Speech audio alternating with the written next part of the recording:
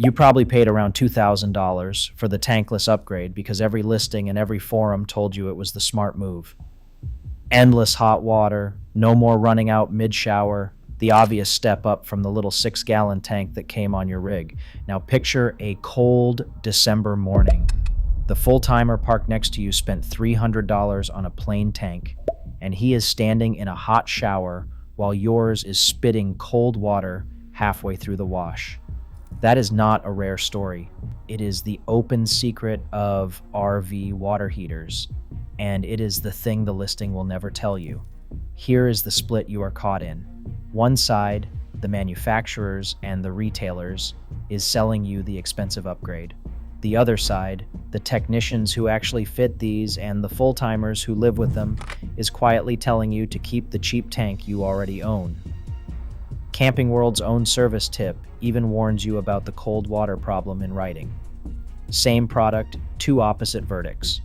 If you have ever paid more for the name on the front and wondered what it actually bought you, stay to the end, because one heater on this list costs more than 3 of the others combined, and on a cold morning it can hand you less hot water than a tank a quarter of its price.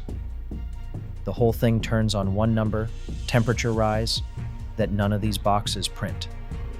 I will show you what it means, and then we will put 5 of these side by side and find the one worth your money. For decades, this category was really just 2 companies, and the split between them still decides what you are choosing today. Atwood built its tank out of aluminum. Aluminum does not corrode the way steel does, so an Atwood tank needs no anode rod, nothing sacrificial inside to protect it. Suburban built its tank out of porcelain-lined steel, which does corrode, so it hangs an anode rod inside to rot away in the tank's place. One material choice, 2 completely different ownership experiences, and that fork runs through everything that came after. If your rig rolled off the line any time in the last 30 years, one of those 2 units was almost certainly bolted into its side at the factory. That factory fitment is the quiet reason these 2 brands still dominate. You did not choose them. The coach builder did, years before you owned it. Atwood was later bought by Dometic, so the Atwood you are replacing is now sold with a Dometic badge on it. For a long time, that was the whole market, 2 tanks, take your pick. Then the tankless wave arrived. Gerard and Furrion put on-demand heaters into RVs, promising you would never run out of hot water again. Truma, a German company, brought over the AquaGo and called it the industry's first true instant water heater, at a price that made people blink. And in the last few years came the flood. Search a retailer today, and you find Camplux, Fagati, Kingerver, and half a dozen names you have never heard of, all selling drop-in units that fit the same hole in your wall as the tank that is already there. The shift that changed everything was not a new technology. It was that the decision moved out of the factory and onto your own doorstep. You are no longer stuck with what the coach builder bolted in. You can pull the old one and drop in almost anything. Which is exactly why the trade reads this category so differently from buyers. An owner judges a heater on the morning it works. A technician judges it on the morning it does not, on the freeze, the scale, the part that has to be ordered, and their verdict is the one that survives contact with a real winter. To use any of it, you first have to understand the one number that separates a good replacement from an expensive mistake. Here is how these are sold, and here is what actually matters, because they are not the same thing. A tank heater is sold on 2 numbers, how many gallons it holds and how many BTU it burns. A tankless is sold on BTU and one more, a maximum gallons per minute, and that maximum flow is the number that quietly lies to you. Because a heater does not have one flow rate, it has a different flow rate for every temperature rise you ask of it. Temperature rise is simply the gap between the water going in and the water you want coming out. That is the whole idea, and once you have it, half the marketing in this category falls apart. In summer, your incoming water might already be 70 degrees, so lifting it to a warm shower is a small job, and the tankless hits its big advertised flow with room to spare. In winter, that same incoming water can be 50 degrees or colder. Now the heater has to add far more heat to every drop, and to keep the water hot, it has to slow the flow down. A unit that promises 3.9 gallons a minute on the box is quoting you the easy summer number, measured at a small rise. Ask it for a real 55-degree rise on a cold morning, and the honest flow drops well below that, sometimes to a trickle. Nobody prints that curve on the listing. They print the one flattering number. A tank plays a completely different game. It does not chase flow at all. It stores 6 gallons, already brought up to temperature, and hands them to you all at once, then makes you wait while it reheats the next batch. A Suburban recovers about 16 gallons an hour, running gas and electric together. So the real trade is this. Tankless gives you endless water, but only at whatever flow keeps the rise high enough. A tank gives you a fixed amount of genuinely hot water instantly, then a wait. Neither is simply better. They fail in opposite directions. So here is how you read a listing from now on. Find the temperature rise. If the page gives you a flow rate with a rise attached, a chart that shows gallons per minute at 45 degrees, at 70 degrees, you are looking at an honest spec. If all you see is one big gallons per minute number floating on its own, that is the summer number, and the listing is hiding the single figure your winter shower actually depends on. That missing number, temperature rise at the flow you really use, is the measuring stick we are about to hold against all 5 of these. Start with the one most people are actually trying to get away from, the Suburban SW6DE. The assumption is that it is the boring default, the thing the factory stuck you with, and that anything you choose yourself must be an upgrade on it. Hold that thought, because it is the trap of the whole episode. Here is the unit, Model 5239A, about $670 for the heater alone in August 2026, and the exterior door and the inside switch are sold separately, so the real price to make hot water sits higher than the sticker you first see. It burns 12,000 BTU, and running gas and electric together, it recovers about 16 gallons an hour, as quick a recovery as any tank on this list. That recovery is its case. It refills fast, it runs on propane or shore power or both at once, and every dealer parts counter in the country stocks the pieces to fix it. Against the benchmark, this is the benchmark. Every other heater here gets measured against its 6 gallons and its 16 gallon an hour recovery, and against what it costs to keep alive. On the owner side, it sits on a large and positive review base, a genuine bestseller, which for a boring appliance tells you it does the job without drama. The trade likes it for a reason that has nothing to do with looks. It is repairable, and the parts exist. A tech can get an element, a thermostat, a gas valve for this thing tomorrow, which is the quiet advantage every tank holds over every tankless in this video. The catch is maintenance. That porcelain-lined steel tank is protected by an anode rod, a sacrificial metal rod that corrodes so your tank does not. Ignore it, and the tank rusts from the inside until it leaks. Pull it and swap it once a season, a cheap part in 10 minutes, and the Suburban outlives almost everything else here. So buy it if you want a known quantity you can service yourself and you do not mind that once-a-year job. Skip it only if you genuinely will never touch an anode rod, because a neglected one turns this workhorse into a leak. If a side-by-side like that saves you from buying the wrong heater, subscribing is how you catch the next one. Now, the other legacy unit, the Dometic WH6GEA, the modern face of the old Atwood. The assumption a buyer brings here is that it is basically the same thing as the Suburban with a different badge. It is not, and the difference is the anode rod we just talked about, around $515 to $570 in August 2026. Door, again, separate. Its whole pitch is the opposite of the Suburban's. The tank is aluminum, so there is no anode rod, nothing to pull, nothing to replace, nothing to forget.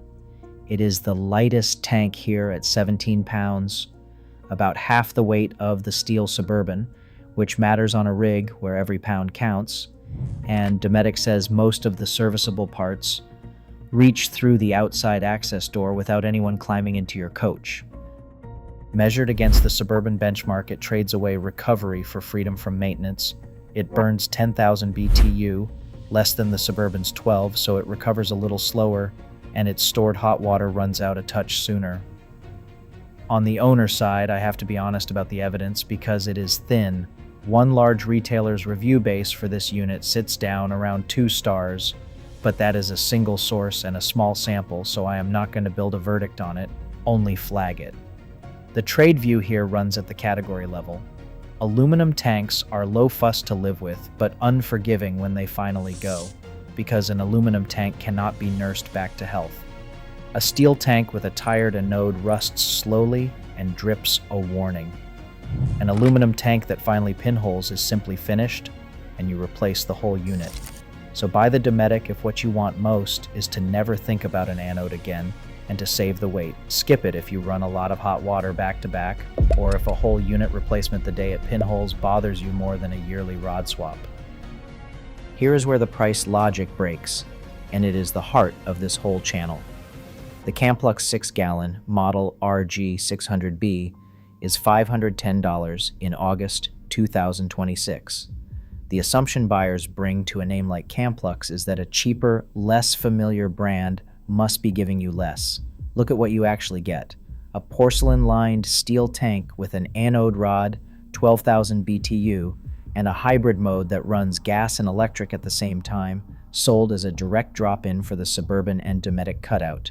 Read that back against the benchmark. It matches the Suburban's tank type, and it's 12,000 BTU. It adds a hybrid mode the base Suburban does not give you, and it does all of that for about $160 less than the Suburban heater.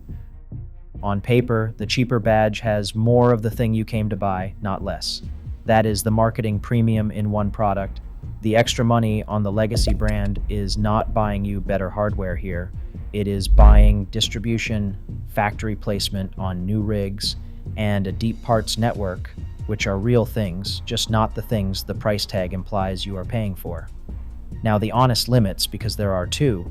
First, on the trade side, there is no long track record, and the thing a technician cares about, parts on a shelf 5 years from now, is exactly what a young company cannot prove yet. Second, the shared hardware question. Camplux, Kingerver, and Fugati's own hybrid shower tank all sell what looks like the same drop-in, the same 13x13 cutout, around the same 12,000 BTU and electrical draw under 3 different names. It is worth asking whether they are the same machine coming off one line, but on the evidence I can actually pull today that stays a question, not a fact, and I will not state it as more. So buy the Camplux to get real tank features cheaply, with eyes open that you are betting on a young supply chain. Now, the upgrade everyone actually wants, and the one your technician quietly wishes half of you would skip. The Fugati InstaShower Ultra, $700 in August 2026. The assumption here is the strongest pull in the category that going tankless is simply the modern, better choice, endless hot water and done. And on the right rig, in the right place, it delivers. 66,000 BTU, a claimed flow up to 3.9 gallons per minute, and a built-in mixing tank that exists specifically to soften the cold water sandwich. That burst of cold you get mid-shower when a bare tankless cycles. It never runs out of hot water. You can fit it yourself for a fraction of the premium brands, and that mixing tank makes it far more livable than a plain on-demand unit.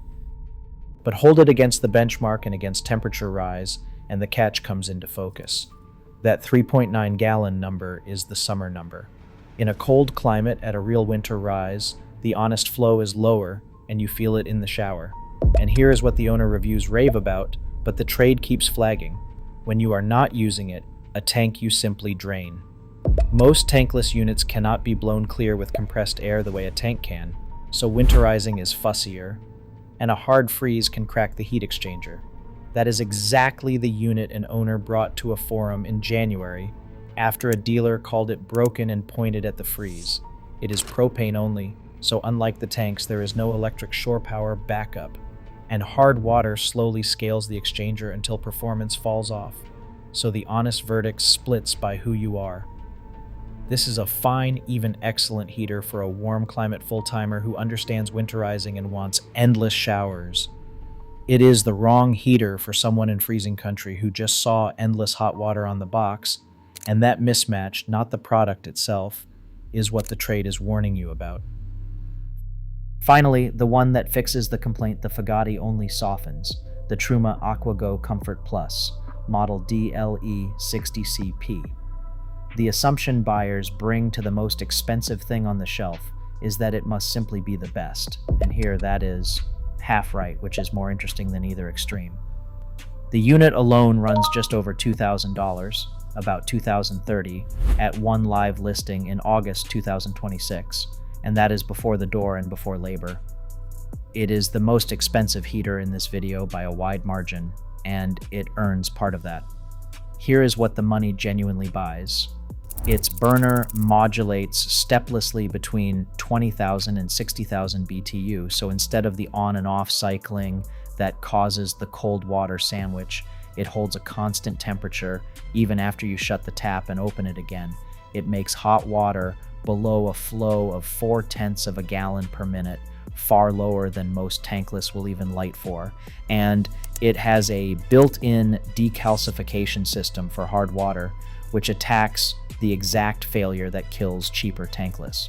Now hold it against the Fagati, because this is the pair that defines the category. Both are hybrid tankless with a mixing tank chasing the same constant temperature. The Truma costs more than $1,300 more, and that $1,300 does not buy you more hot water. It buys the decalcification system, a dealer service network, and a longer track record. That is the genuine premium, and I will name it plainly. But the same network is also the catch, because Truma service runs through its own certified partners, not your local shop, and the warranty starts at a single year. So buy the Truma if you have hard water, you camp cold, and you want it handled by people trained on it. Skip it if there is no Truma dealer within a day's drive of where you roam, because the best heater here is worth nothing you cannot get serviced. Line those 5 up, and a pattern falls out that has nothing to do with the spec sheet. The thing that ruins more of these purchases than any BTU number or gallon rating is not performance at all. It is service and season. A tank you can drain and walk away from for the winter. A tankless you have to winterize correctly every single time, and if you get it wrong, or a hard freeze catches it while you are not looking, the cracked exchanger is on you, not on the warranty. Read that Forest River thread, and you watch it happen in slow motion. The dealer blames the owner for the freeze, and the claim quietly dies. Hard water does the same damage on a longer timer, scaling the heat exchanger until the flow falls off and the unit ages out early, which is exactly why Truma's decalcification is a real feature and not a gimmick, and why a bare budget tankless in a hard water state is a countdown. And then the question nobody puts on a listing: who actually fixes this when it breaks? A Suburban or a Dometic, any RV shop in the country has the parts on the shelf. A budget drop-in, you are mailing a component back to a young company and hoping it still stocks it. A Truma, you are driving to a certified dealer, maybe a long way. So the upgrade your technician wishes you would skip was never skip tankless, full stop. It is do not buy a heater that your climate and your nearest service bay cannot keep alive. That is the quiet one winning, not because it is fancy, but because it is the one you can still run in year 5. The best heater on paper is the worst heater in your driveway if nobody near you can service it. Go back to where we started, to the split between the glossy listing and the technician wiping his hands. The listing sold you a gallons number or a BTU number, and neither one ever decided your shower. Temperature rise at the flow you really use decided it, and who can service the thing decided whether you still have hot water in year 3. That is the whole category, compressed into one line. The box number is the promise. Temperature rise and the service bay are the reality, and they are the two things the box never mentions. So before you spend $1, do 3 quick checks, and the price tag stops being the decision for you. First, check what you actually have to buy alongside the heater, because almost every tank here sells the door and the switch separately, and the sticker is not the real price.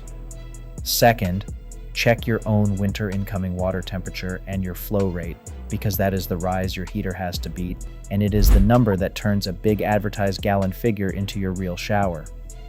Third, check who services that brand within a day of where you actually travel, because a heater nobody near you will touch is a problem waiting for the coldest morning of the year. Do those 3, and you will pick the quiet one that fits your life over the loud one that fits an ad. Next time, we take apart the thing most owners trust blindly and probably should not. RV tire pressure monitors, and the number those quietly get wrong too.